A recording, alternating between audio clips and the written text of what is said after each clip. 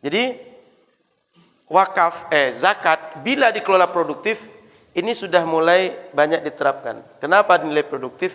Karena kebanyakan produktif ini bisa merubah keadaan ekonomi. Dan ini di satu sisi masyarakat terbantu dengan edukasi dia. Edukasi agar dia mampu berpikir lebih baik dalam mengelola finansial. Karena kebanyakan masalah orang miskin itu adalah dia tidak mampu mengelola finansial dengan baik. Bukan dia nggak punya fisik sehat, bukan nggak punya akal seperti kita, sama, tapi tidak mampu mengelola finansial dengan baik. Tidak mampu merencanakan yang terdekat, masa menengah akan datang, nggak mampu begitu. Asal ada uang keluar, asal ada uang keluar. Kadang-kadang berguna, kadang tidak. Nah, itu.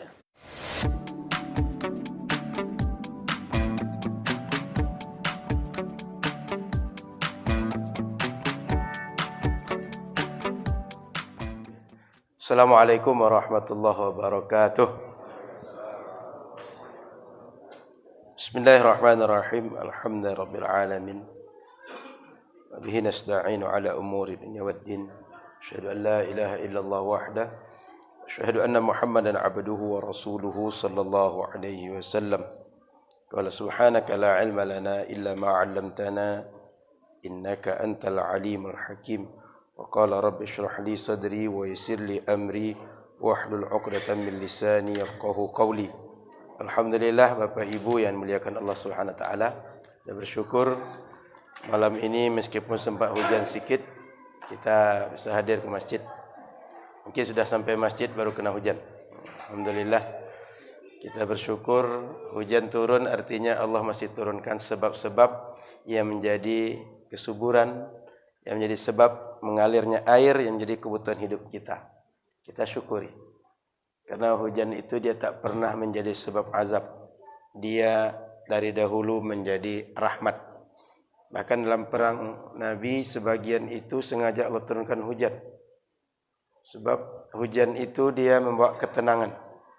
Kita juga merasakan kalau sudah hujan itu suasananya sejuk, hati pun tenang. Lihat pemandangan pun terasa lebih indah. Alhamdulillah.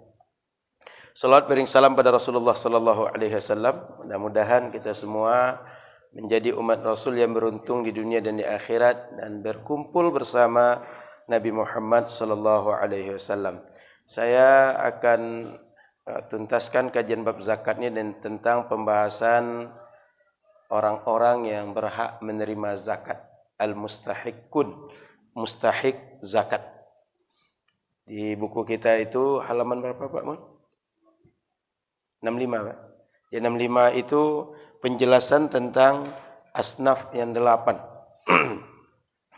Kalau kita menengok dalam Al-Quran, kata Al-Quran, innamas sadaqatu lil fuqara'i wal masakin wal 'amilina 'alaiha wal mu'allafatu qulubuhum wa fir riqabi wal gharimin wa fi sabilillahi wa ibnis sabil fariidatan minallah wallahu 'alimun hakim.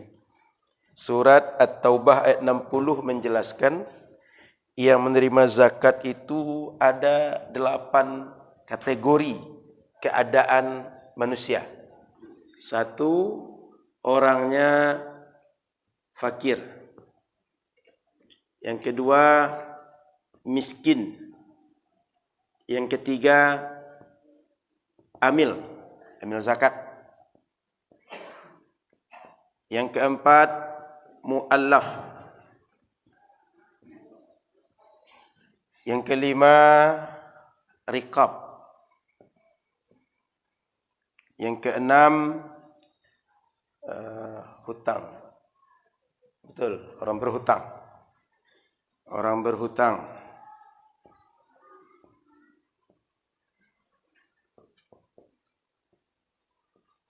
Yang ketujuh, fi sabilillah. 8, ibnu sabil.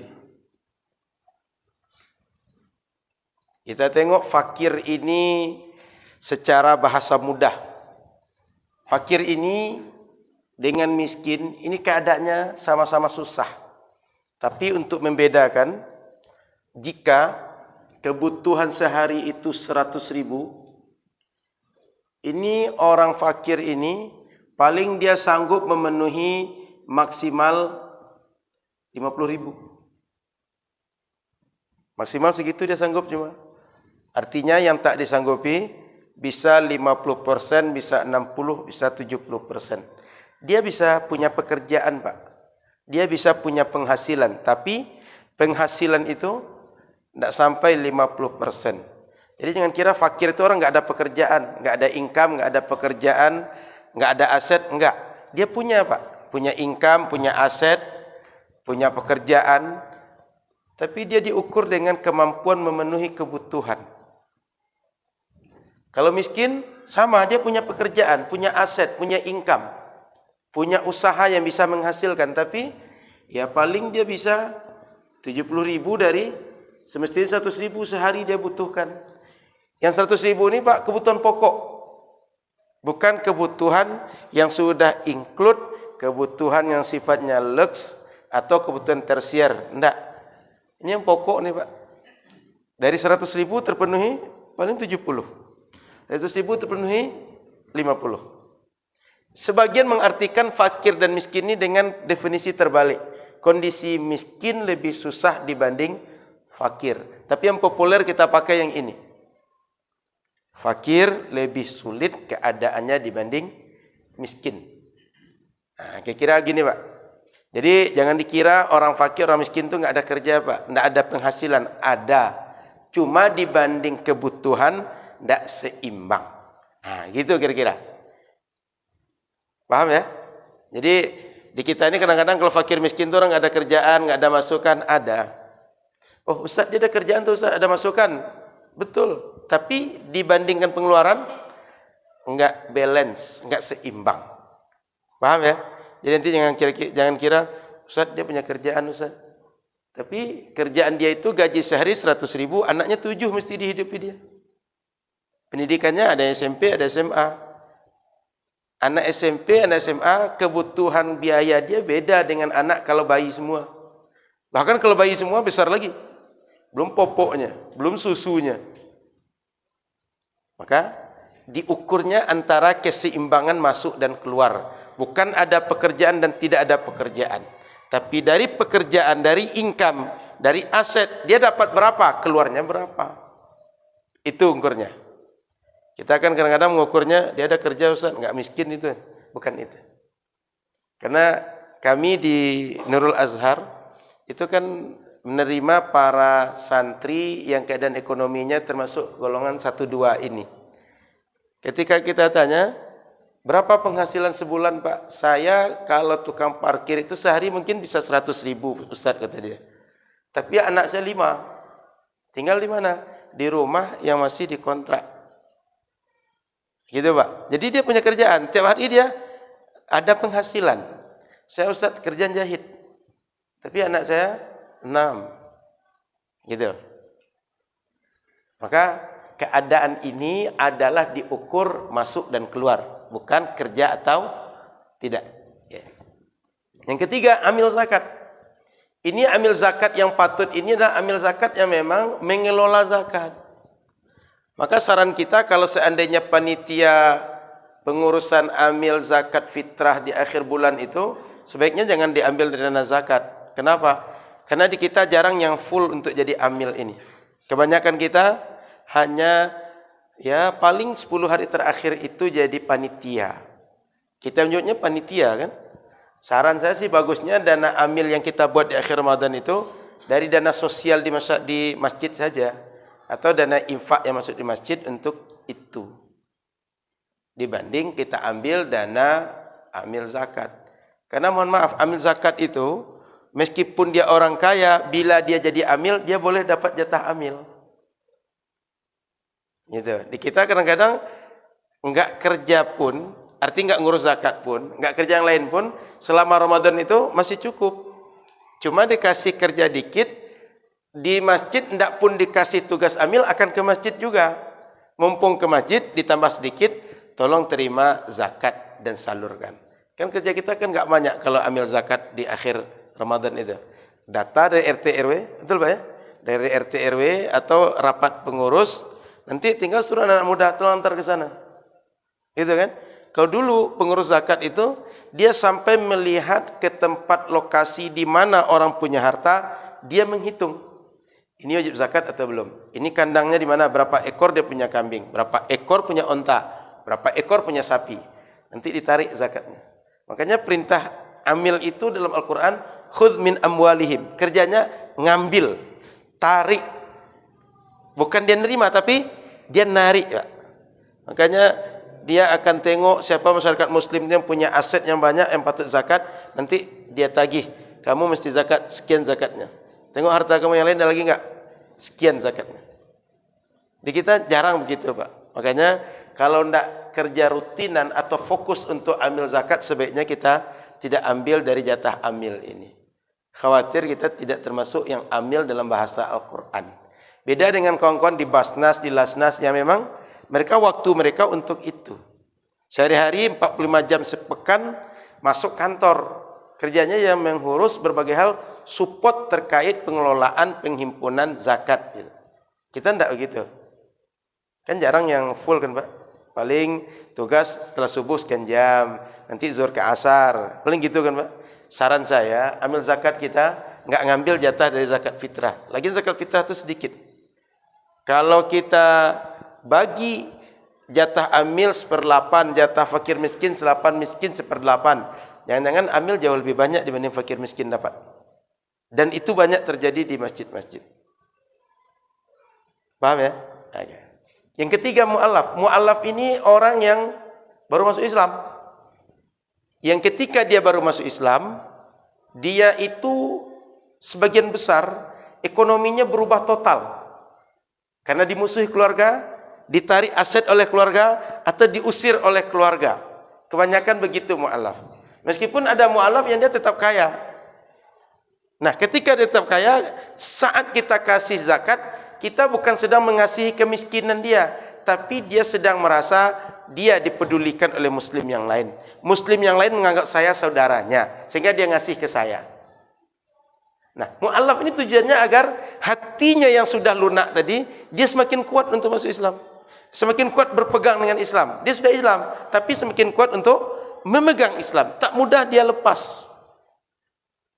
Karena saya, ini Rabu malam ya, Senin malam, saya didatangi oleh orang, dia katanya Muslim, kemudian murtad, disekolahkan untuk menjadi misionaris suatu agama lah.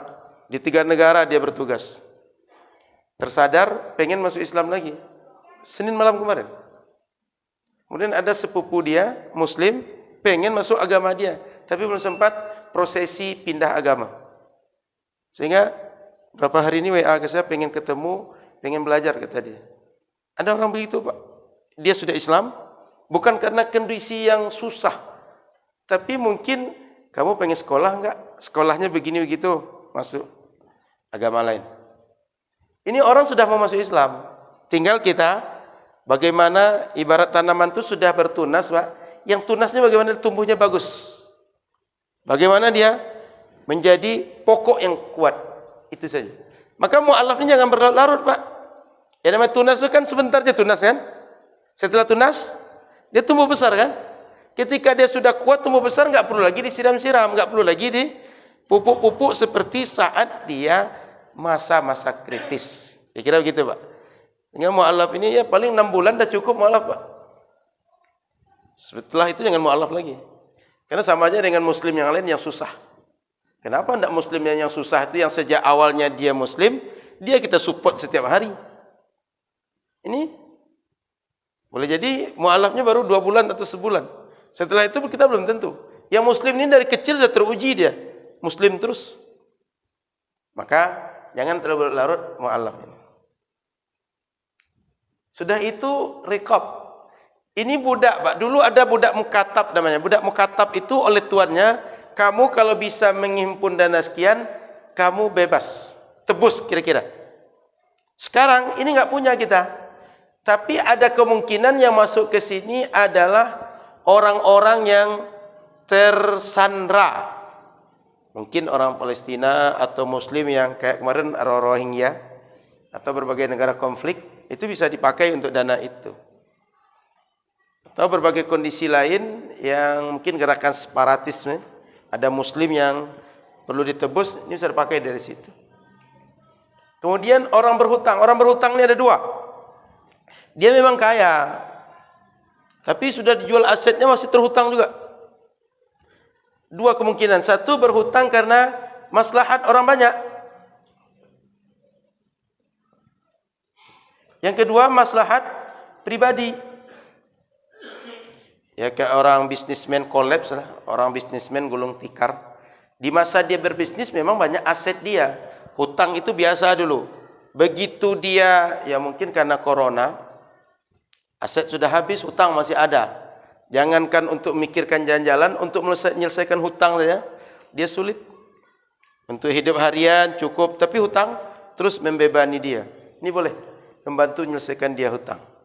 Jadi hutang pribadi atau maslahat umum. Boleh jadi Pak, di kampung ini enggak ada satupun masjid. Lalu dibuat oleh tokoh masyarakat. Masyarakat kelihatan berzakat, berwakaf, berinfak enggak ada. Sehingga dia carilah dukungan dana, dia berhutang untuk bisa bangun masjid. Supaya masyarakat bisa salat Jumat, masyarakat bisa sekolah atas nama pribadi. Tapi tujuannya maslahat orang banyak. Ini bukan memperalat orang banyak maksudnya, tapi betul mengurus orang banyak. Dia hutang gara-gara itu. Keduanya bisa. Fi sabilillah. Dulu dalam mazhab Syafi'i ini agak ketat fi sabilillah ini, Pak. Fi sabilillah ini adalah pasukan perang. Ya memang angkat senjata dia, Pak. Tapi tidak diberi gaji negara. Kan ada tentara-tentara sukarelawan tuh. Kalau diberi gaji oleh negara, cukup kebutuhan dia. Baitul mal tanggung. Tapi yang tak digaji ikut perang, angkat senjata. Itu yang maksud fi sabilillah dulu. Nah, kemudian makna fi sabilillah ini oleh para ulama, terutama ulama kontemporer termasuk fatwa MUI, ini dikembangkan lebih luas dengan makna setiap pekerjaan, gerakan yang berusaha menegakkan dakwah, menjaga keutuhan atau eksistensi dakwah, ini termasuk dalam fi sabilillah.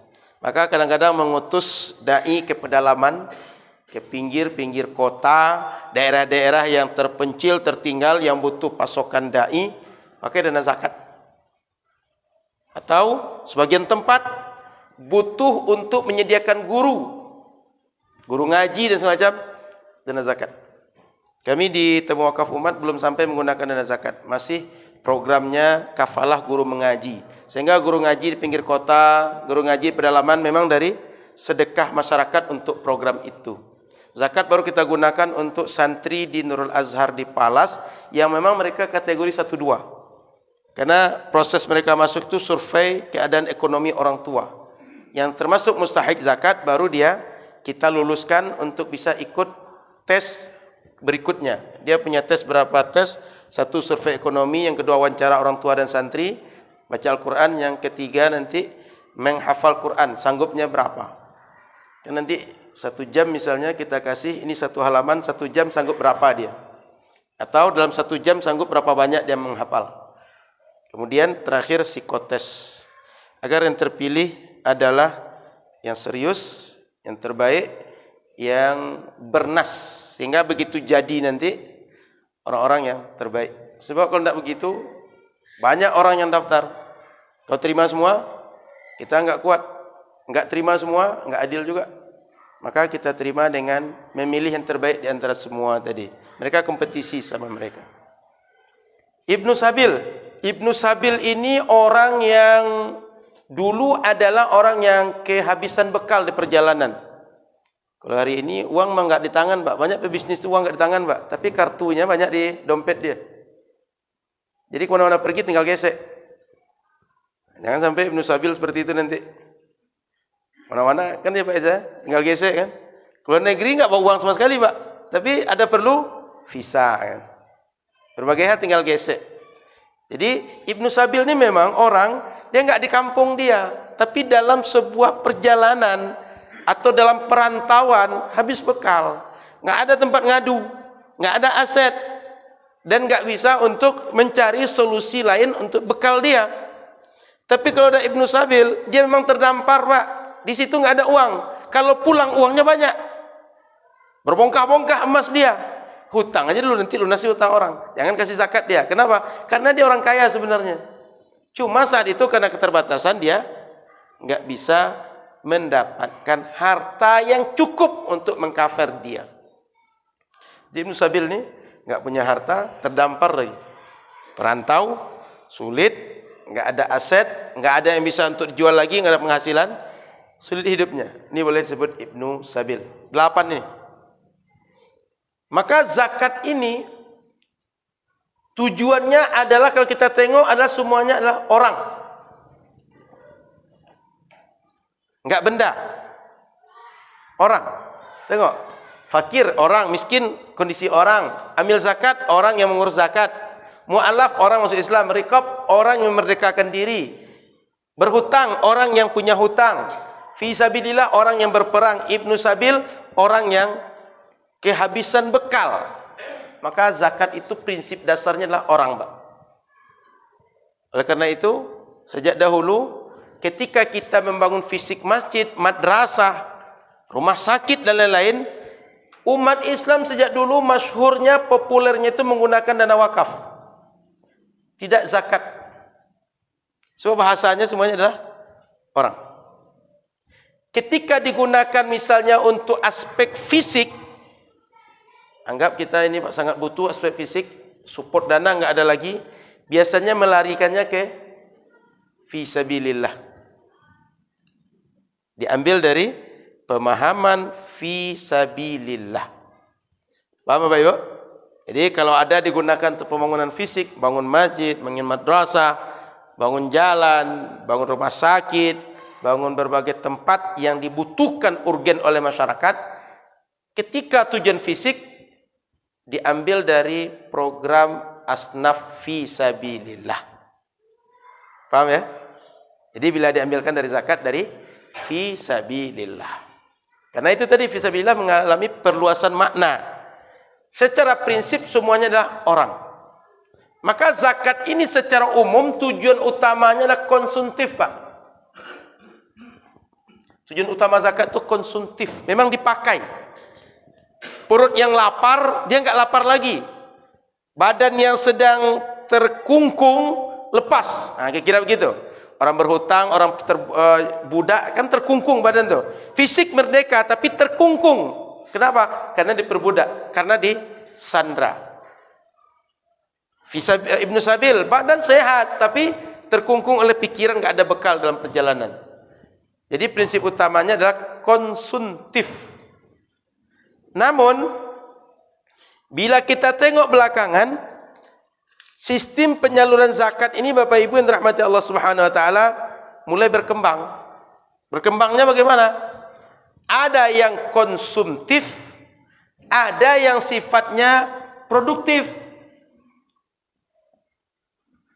Karena yang dipelajari oleh lembaga-lembaga dan badan pengelolaan zakat itu, bila konsumtif ini enggak pernah berubah keadaan orang.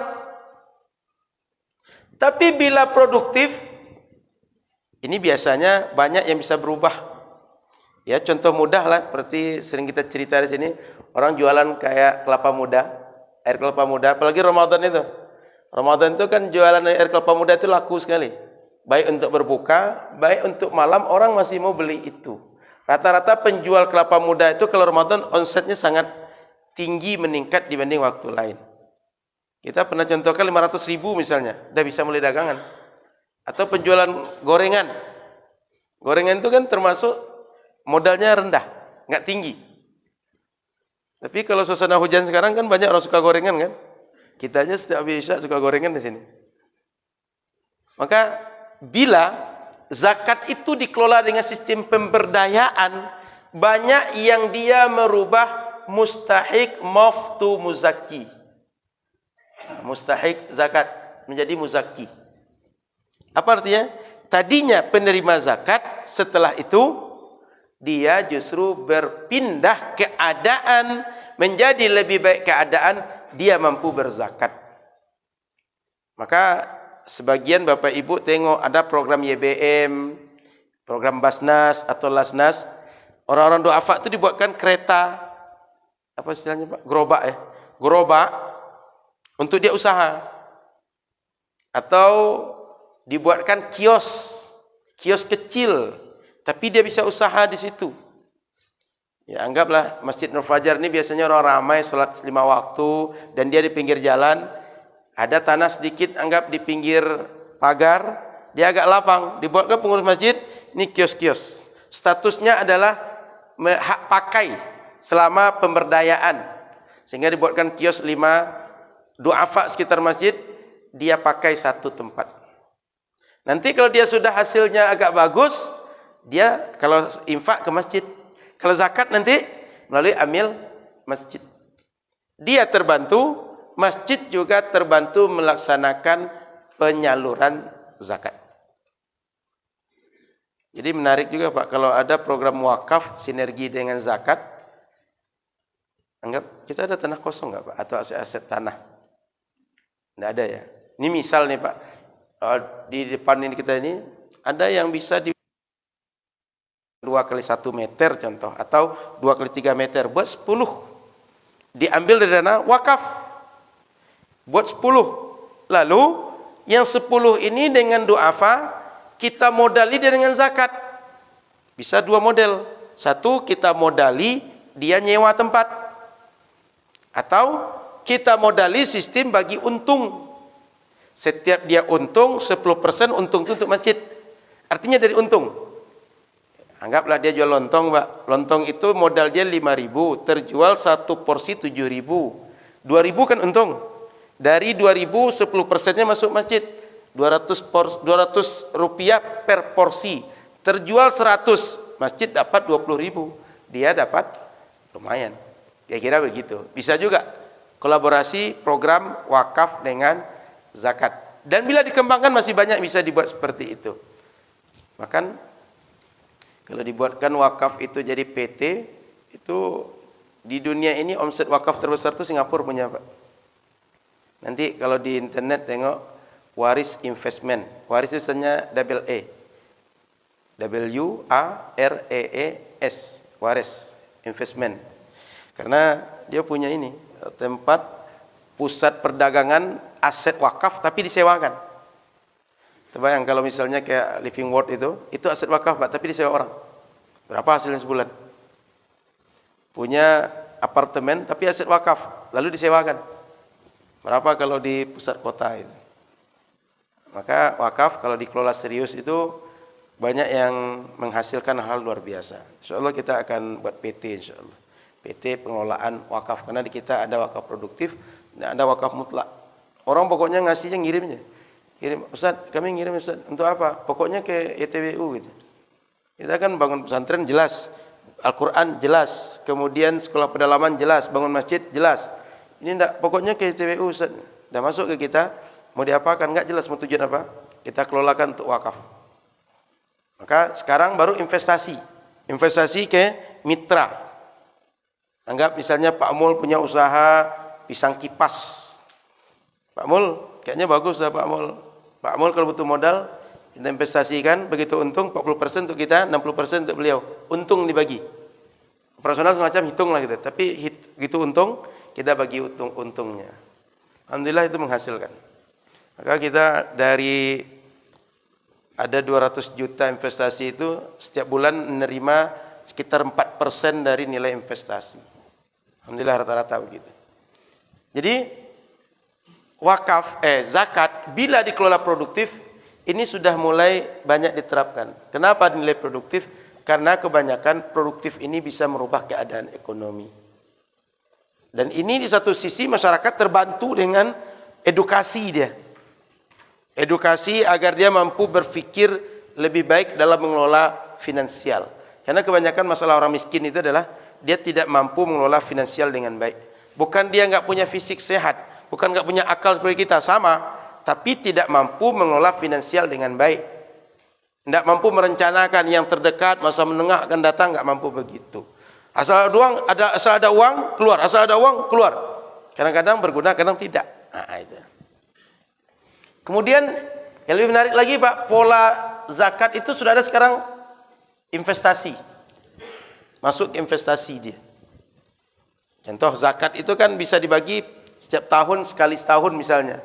Sebelum masa satu periode ke depan, 1 tahun ke depan itu, zakat yang terkumpul itu investasi dulu. Begitu tahun depan, bagikan zakat, kemudian hasil investasinya sekalian. Pembagian dividennya. Sehingga nilai zakat itu bertumbuh daripada dia idle. Daripada dia hanya diam, tidak bergerak sebelum dibagikan. Maka ke depan atau bahkan sudah banyak diterapkan sekarang, zakat itu mulai masuk pengelolaan sistem investasi. Tapi investasinya tentu saja yang resikonya ringan, yang sudah dikaji. Bukan yang penting masuk investasi, enggak. Karena itu bukan dana pribadi, tapi dana amanah. Bila dia dikelola dengan baik, dia akan menguntungkan. Dan bila dikelola tidak baik, dia menjadi tanggung jawab pengelola. Jadi zakat itu kalau sempat dikelola dengan baik, terjadi apa-apa, dia tidak diambil, tidak mengganti, Pak. Contoh, kita sudah taruh beras itu di ruang seperti ini. Rupanya ada, entah apa sebabnya, masuk juga air sehingga rusak beras tadi. Ambil nggak tanggung jawab, Pak? Tapi hari hujan, ditaruh cuma di luar. Basah, rusak. Ambil tanggung jawab kerusakan beras tadi. Mesti dia ganti dengan beras yang lebih baik. Kenapa? Dia kerja tapi tidak dengan amanah kerja dia. Maka kalau ada amil mengelola zakat tapi tidak serius, kemudian zakat jadi rusak di tangan dia gara-gara kurang profesional, dia tanggung jawab, Pak. Nah, kita di amil kan nggak ada yang gitu, Pak. Nggak ada sampai beresiko kan? Atau kalau beresiko nggak sampai mengganti kan? Amil itu sampai begitu. Artinya setiap yang beruntung dia mesti siap ada resiko yang dia tanggung. Itu sudah prinsip bisnis begitu. Ya Berza ya. Tidak ada orang yang dia tiba-tiba hanya untung saja, hanya nggak pernah korban, tiba-tiba untung, nggak ada. Makanya ada prinsip al-ghurmu bil ghurmi. Setiap kita dapat untung, pasti ada pengorbanan yang dikorbankan untuk dapat untung itu. Setiap hidup saya rasa begitu. Apapun medannya, orang mau dapat ilmu dia berkorban dulu, Pak. Orang mau dapat apa saja, dia korban dulu baru dia bisa dapat apa yang dia harapkan. Kemudian Bapak Ibu rahmati Allah Subhanahu wa taala, berdasarkan yang saya jelaskan tadi ada amil zakat, saya ulang kembali, zakat itu dikelola, dilaksanakan langsung kepada mustahik zakat yang 8 ini atau melalui amil, sama-sama kita sudah menunaikan zakat. Artinya boleh melalui 2 cara, melalui amil zakat atau melalui orang yang langsung mustahik zakat. Kita kan kadang begitu. Sukanya atau merasa puasnya kalau sudah diterima langsung oleh mustahiknya. Sebagian enggak, saya melalui amil aja lah. Keduanya mempunyai nilai plus minus. Kalau dia melalui lembaga, di antara kelebihannya seperti kami Nurul Azhar, banyak orang tersekolahkan. Tapi kalau dia langsung ke orangnya, bisa jadi plusnya berapa masyarakat sekitar kita tercover langsung. Minusnya ada yang dia tak terdata. Atau sebagian dapat, sebagian tidak. Kenapa? Karena orang kadang-kadang subjektif menilai ini. Malas saya dengan dia. Dia memang mustahik zakat tapi nggak suka saya dengan perangai dia. Kadang begitu. Atau masyarakat, si anu aja lah, dia susah tapi rajin ke masjid. Dia rajin ini segala macam, kalau nolong tuh rajin. Orang satu RT ke dia semua. Yang lain yang kondisinya mustahik zakat ada 10, yang 9 nggak dilirik, yang 1 cuma dilirik. Yang 1 dapat banyak, yang 9 nggak keluar dari solusi, dari masalahnya, nggak dapat solusi. Tapi bila terlembaga, ini kan 9 ini terakomodir karena ada pengkajian, ada survei, ada rapat. Di kita kan ada rapat misalnya, Pak, pembagian itu. Ada nama-nama diusulkan PRT atau diusulkan oleh pengurus, tengok kita klarifikasi semuanya. Ini si anu betul layak nih. Ini gimana keadaan sekarang? Atau tengok nama data tahun lalu. Tahun lalu si anu menerima. Oh, ini semuanya sekian sudah tidak layak lagi, sekian masih. Betul, Pak ya? Sebagian kita begitu. Kemudian Bapak Ibu rahmati Allah Subhanahu wa taala, saya kira itu sebagai pengantar, kita lanjut dalam diskusi. Silakan diskusi ya Bapak Ibu. Silakan, Pak. Iya. Iya. Iya, Pak.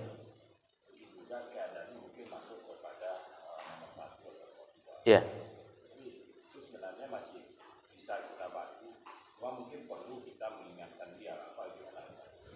Betul Pak, kalau seandainya dia nomor 1, nomor 2, kita kasih zakat karena itu boleh. Dan kita ingatkan jangan mu'allafnya yang dikedepankan.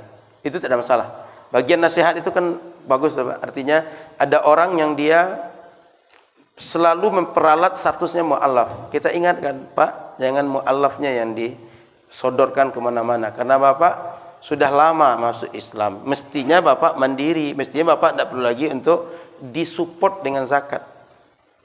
Tapi kalau Bapak susah hidup, kami bantu dengan zakat, tapi sebagai orang fakir dan miskin. Itu nggak masalah diingatkan gitu. Artinya kita nggak dosa, nggak menyakiti orang, nggak termasuk mengumpat orang, tidak termasuk orang yang fa'amasa ila falatanhar, itu nggak termasuk orang yang minta-minta kita bentak, enggak. Tapi bagian nasihat yang patut dilakukan setiap muslim, Pak. Itu boleh gitu, Pak. Jadi kalau datang lagi ke sini, nasihati, kamu mungkin masuk Ibnu Sabil, masuk dalam fakir, miskin, kami kasih zakat karena itu, bukan karena mu'alaf. Tidak ada masalah, Pak. Boleh gitu, Pak. Siap. Ada lagi? Silakan, Pak.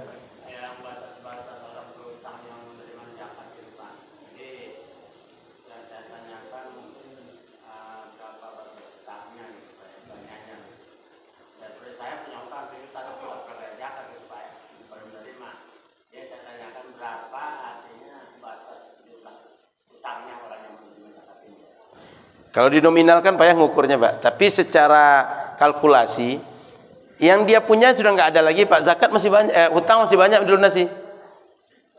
Artinya kalau hutang cuma 100.000 jangan zakat lah Pak. Mungkin sekarang nggak mampu bayar dia, seminggu ke depan mungkin bisa, atau sebulan ke depan bisa. Ini orang Pak, aset sudah habis, hutang masih banyak, yang akan dijual nggak ada lagi. Sementara hutang masih 3M Pak. Hutang masih 200 juta misalnya. Contoh-contoh yang begitu Pak. Tadinya ekonominya mapan tapi berubah, kolaps, gulung tikar gitu Pak. Jadi bukan hutang-hutang kecil. Karena nggak ada orang nggak berhutang Pak. Rata-rata kita ini berhutang. Baik. Jadi ada salah satu masjid. Ya. Artinya untuk pembayaran zakat kita ini ada dibagikan ke non muslim gitu Pak. Maksudnya begini. Ya sekitar masjid itu kebanyakan non muslim ya. Kemudian juga yang lainnya kita berkurang dari Depok gitu ya. Kemudian kita jalan angka orang Chinese saja.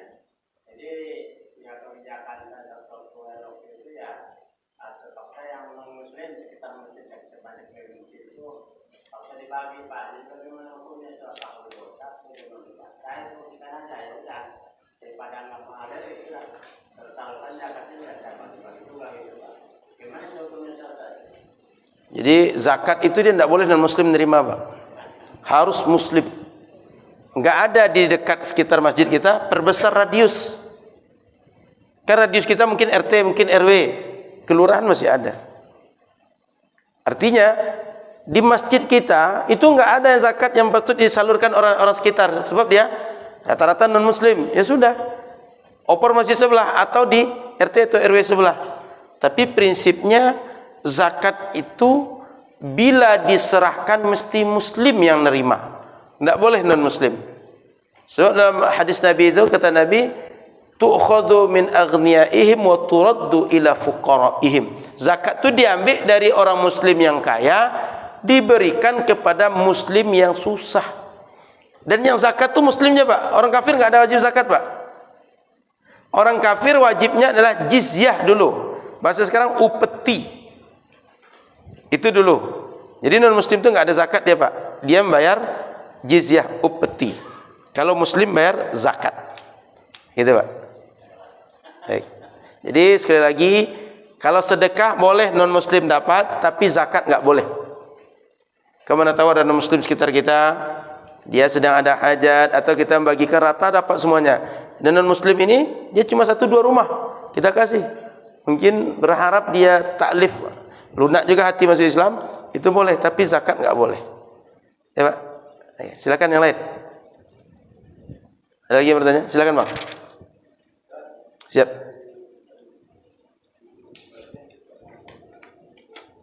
Gimana Bang?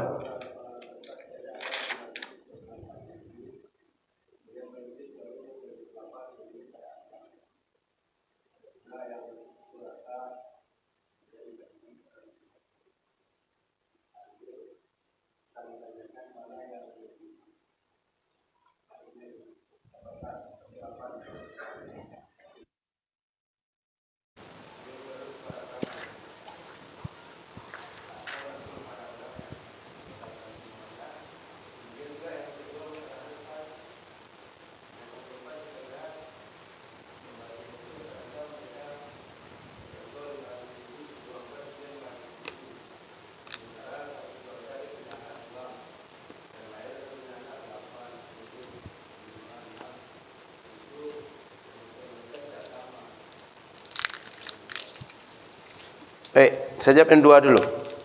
Maka kalau kita membagi zakat terlembaga, itu mestinya ambil zakat tadi dia mengkaji sampai ke situ, Pak, Abang. Yang menerima ini keadaannya yang masuk yang mana? Asnaf yang mana? Anggap dia fakir atau miskin. Fakir miskin ini kebutuhannya sampai taraf seperti apa? Contoh, dia memang punya penghasilan tapi anaknya 5. Yang lain punya penghasilan anaknya 4 kebutuhan kecil-kecil semua. Yang ini 5 kebutuhan meragam, bahkan fluktuatifnya sangat jauh.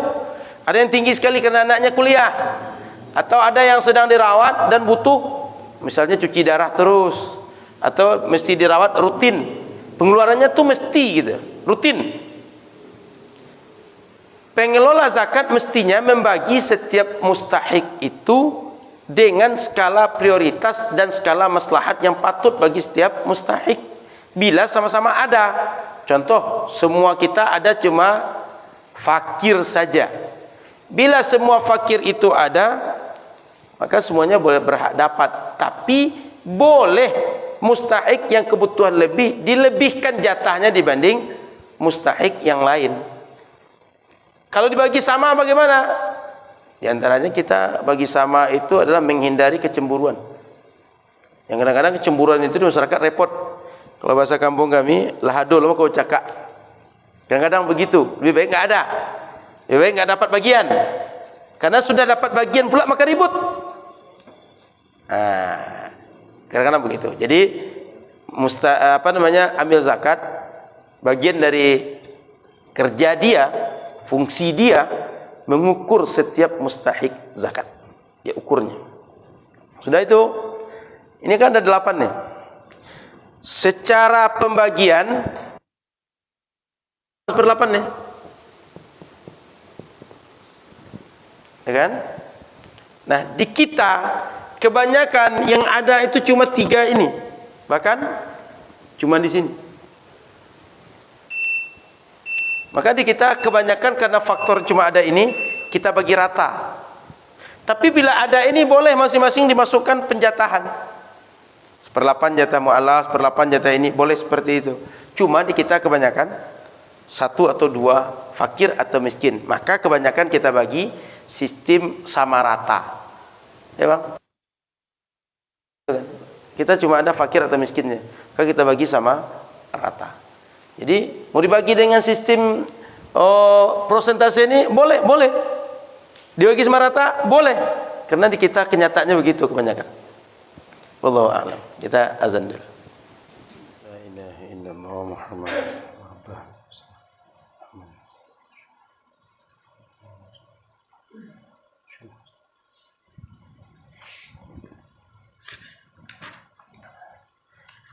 Jadi Bapak Ibu yang dirahmati Allah Subhanahu wa taala, zakat ini bila dikelola dengan baik, dengan serius, insyaallah menjadi solusi untuk banyak orang. Tapi bila kita tidak terlalu serius, apalagi tidak didukung oleh politik will, oleh kebijakan politik, dia tidak berkuku. Sementara sejak dahulu zakat, wakaf, infak itu menjadi kekuatan umat Islam. So, umat Islam kan enggak mungkin punya dana untuk biaya perang, bangun masjid, bangun segala macam kecuali dari dana zakat, infak, sedekah, wakaf itu. Nak dana dari mana? Maka dengan adanya dana-dana itu, banyak dulu aset umat Islam, sampai sekarang masih ada yang tegak, masih berdiri. Masjidil Haram, Masjid Nabawi itu kalau enggak ada pengelolaan zakat, infak, sedekah, wakaf, enggak akan mungkin begitu. Kan kita enggak pernah lihat ada celengan di situ kan? Enggak pernah lihat ada kotak berjalan atau penerimaan zakat, infak, sedekah di katakan infak lah. Itu enggak pernah lihat kita. Kenapa? Karena ada pengelolaan zakat, infak, sedekah, wakaf yang manfaatnya untuk masjid, untuk orang-orang yang berjamaah di masjid itu. Nah, di kita tinggal bagaimana mengelola zakat ini. Enggak usah terlalu besar-besar lah skalanya, tapi skala kecil yang fokus masyarakat sekitar masjid. InsyaAllah bisa solusi bagi orang-orang yang sekitar masjid kita. Ya seperti contoh tadi lah, nanti bisa dikembangkan dengan yang lain, jualan apa yang dia mampu atau skill apa yang dia bisa. Karena sebagai masyarakat kita, dia itu punya skill tapi nggak pandai ngelola keuangan. Dia pandai jahit, tapi asal ada uang, itu nggak pandai ngelola uang yang dapat itu untuk bagaimana membesarkan usaha atau minimal dia bertahan. Di kita kadang-kadang orang baru-baru usaha itu baru dapat untung itu, dia nggak langsung beli rumah, Pak. Rumah itu sudah belakang dia beli. Ada orang yang begitu dapat untung sedikit langsung beli rumah. Begitu untuk modal berikutnya, dia sudah kelimpungan. Tapi ada orang yang dia pandai berbisnis, begitu dapat untung dikit-dikit dia tambah dulu nilai daripada usaha dia. Sehingga di kita ada tengok ada orang dulu itu jualannya dari gerobak-gerobak, tapi lambat laun punya outlet kecil. Sudah itu ruko tambah 2 pintu. Kemudian tambah lagi, kemudian parkir lebih luas lagi. Kenapa? Dia pandai menyiasati kebutuhan apa yang dia perlukan, yang mendesak, dan kebutuhan apa yang bisa ditangguhkan. Kita kan kadang begitu, Pak. Asal untung sedikit, apalagi kalau dah Ramadan. Biasanya kan di Ramadan itu banyak penjualan usaha apa saja kan kebanyakan dapat untung besar. Asal untung, pergi lebaran ke sana kemari, kasih ini itu semacam THR. Bukan enggak bagus THR, bukan enggak bagus jalan silaturahim itu. Tapi kita kadang-kadang tidak mengukur kemampuan dengan keseimbangan kesiapan kita dana yang ada. Itu kadang-kadang begitu, Bapak Ibu. Apalagi kita kadang-kadang asal punya uang beli HP bagus. Kemudian HP bagus tapi datanya enggak ada. HP bagus tapi pulsanya enggak ada. Yang penting punya HP dulu. Kita kadang gitu, menang gaya-gayaan kadang-kadang. Kurang real hidup kita itu. Sehingganya dia sering bermasalah dalam ekonomi, pada akhirnya mustahik zakat juga. Ya. Baik, silakan ada lagi pertanyaan, Pak Ibu. Jangan, Pak.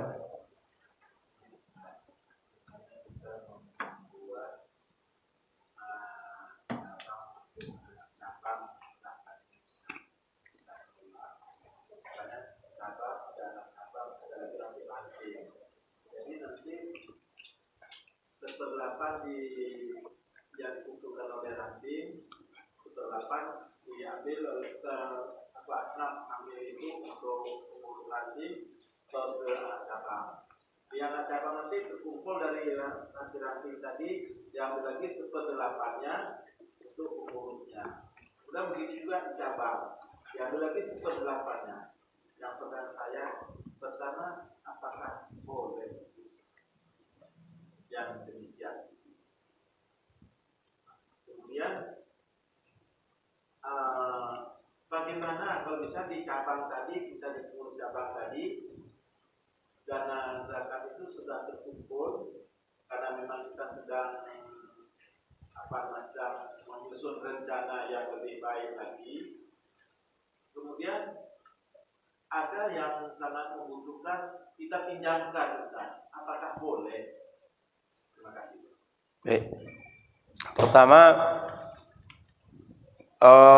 ini nih uang amil zakat bertingkat. Setiap tingkat 1/8 potong, setiap tingkat 1/8. Saya nggak tahu praktek di mana, tapi di beberapa lembaga biasanya, Pak, yang jatah 1/8 inilah yang artinya jika dia anggap UPZ unit masjid nanti masuk kepada Lasnas, anggap nanti Lasnas masuk lagi Lasnas provinsi, anggap seperti itu, Pak, ya. Biasanya yang ini yang dibagi, Pak. Anggap seperti dia bulat ini, di UPZ paling bawah dia dapat misalnya, ini anggap 100% yang 12,5 itu, Pak, ya. Yang di Lasnas paling bawah dapat 50% UPZ misalnya. Di ranting nanti dapat 25. Di sini dapat 25. Biasanya begitu, Pak, pembagian begitu. Bukan di sini 50% dari 12,5, diambil 1/8, nanti dana yang masuk 1/8 lagi itu. Biasanya enggak begitu. Setahu saya begitu lembaga-lembaga, Pak. Yang jatah 12,5% itu ibaratkan satu lingkaran ini mereka bagi. Misalnya yang penghimpun paling bawah dia dapat 50% dari 12,5% tadi, Pak. Anggap 12,5% itu jumlahnya 10 juta. Ini 5 juta tinggal di sini gitu. Untuk amil yang di situ. Amil yang di atasnya kan tinggal menghubungkan. Dapat 2,5 juta, 2,5 juta. Gitu biasanya, Pak. Maka saya nggak tahu kalau sistem seperti Bapak itu terjadi di mana. Kalau terjadi seperti itu berarti bisa jatah amil itu lebih dari 1/8. Berarti bisa mereka mengambil jatah lebih dari jatah mereka. Itu. Sudah itu. Secara hukum berarti mereka bukan makan hak mereka. Itu. Yang kedua apa tadi, Pak? Kalau kita pinjamkan zakat. Zakat itu mestinya bukan untuk dipinjamkan, tapi memang untuk disupport langsung. Tapi bagaimana kalau dipinjamkan? Itu tadi seperti contoh Ibnu Sabil nih, Pak. Dia punya uang nih, Pak. Cuma maksudnya dia orang punya uang tapi sedang di perjalanan nggak ada uang. Kartu dia pada hilang. Dia nelpon nggak bisa, narik uang nggak bisa, gesek uang nggak bisa. Dia pinjam dulu uang dari dana zakat. Nanti begitu sampai di rumah dia lunasi. Itu dulu ada yang begitu. Maka bila zakat dipinjamkan kepada orang butuh nanti dilunasi lagi, itu boleh. Tapi jika mustahik zakat jangan dipinjamkan, Pak, kasih aja langsung. Masa mustahik zakat ditunda kebutuhan dia? Tapi